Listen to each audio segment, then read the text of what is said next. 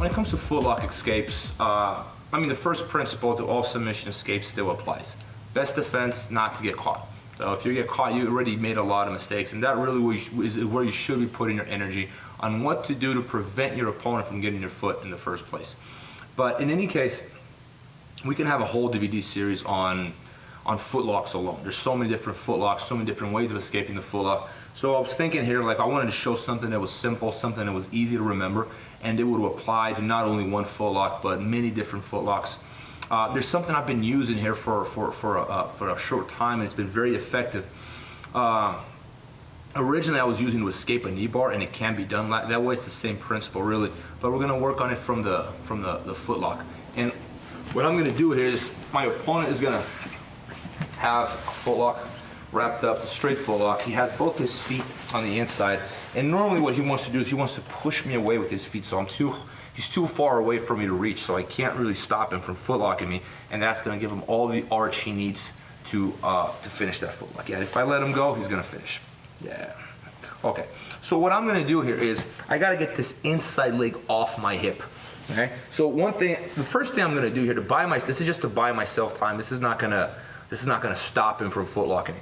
Is I'm going to straighten my leg inwards and roll my toes back. That buys me a little time. If this guy knows what he's doing, eventually he's still going to catch me. So what I do is I kick my foot in, I keep my toes back, and I roll my knee to the outside. What that does is it hides his target. His target is normally, some people will target the bottom part of the calf, the Achilles, or even the top part of my foot. But when I do this, it makes it very hard for him to adjust that footlock because I'm hiding his targets. So no matter what kind of straight footlock he's attacking, my foot is pretty much protected here because now he's attacking this part, the outside part of my leg, and that doesn't hurt at all. So that's just to buy myself time. Eventually, like I said, if this guy knows what he's doing, he's going to find his way. So what I'm going to do is I'm going to bridge to get this foot off my hip. If I just try to move his foot with my arms aren't strong enough. But if I move both of them together, I'm able to get that foot out of the way for a split second. And now I'm going to bring my knee in. Once I bring my knee in, he can no longer place his foot in position where he wanted to go, unless I let him get that right there again. So I bridge, and I get my knee in there. I make enough room just to get my knee. Once I got my knee, I'm going to bring my knee to my chest, and I place my foot on the back of his knee. I don't let go of the foot. Now if he tries to finish, he can't because I split his legs apart. Whenever his feet are split apart, guys, there's no footlock. I'll even make it really easy for him. He can try to finish there. When his legs are split, look, the whole thing falls apart. I shouldn't have a problem coming up.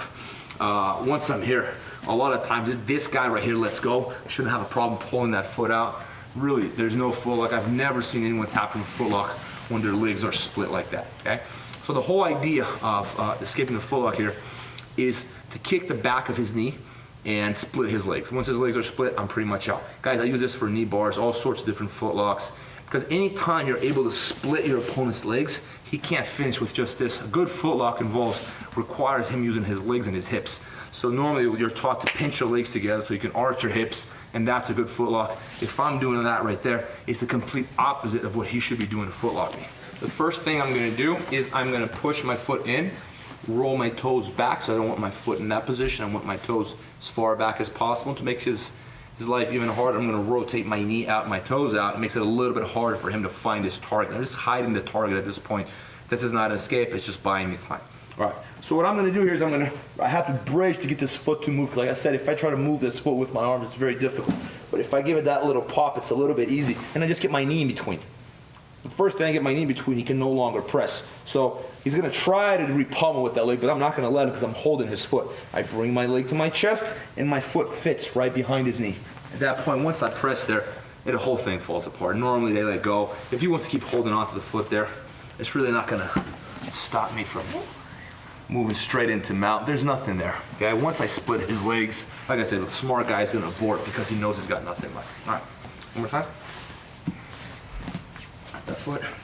First thing is I'm going to kick my foot in, toes back, roll my knee. So my kneecap is not pointed upwards. It's going to rotate it outwards. Makes it a little bit hard for him to find his target. Okay. Bridge. I'm using my hands. My hands are helping. My knee goes underneath his leg. I bring my leg to my chest, my knee to my chest. My foot fits right behind his knee, and I press. Splits his legs apart. If he lets go, I come up. If he doesn't, I'm just going to pull myself straight into mount. Yeah, it's very uncomfortable for him because he's doing the splits the whole time.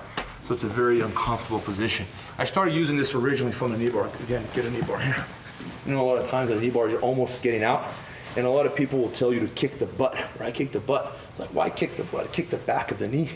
So when I kick the back of the knee, there's no more knee bar.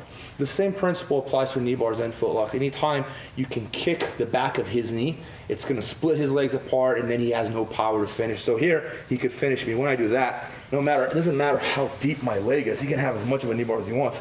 He can't finish me. There's no pinch and there's no power. He can't press his hips forward. So at that point, it's really easy for me to get out of that knee bar or that footlock.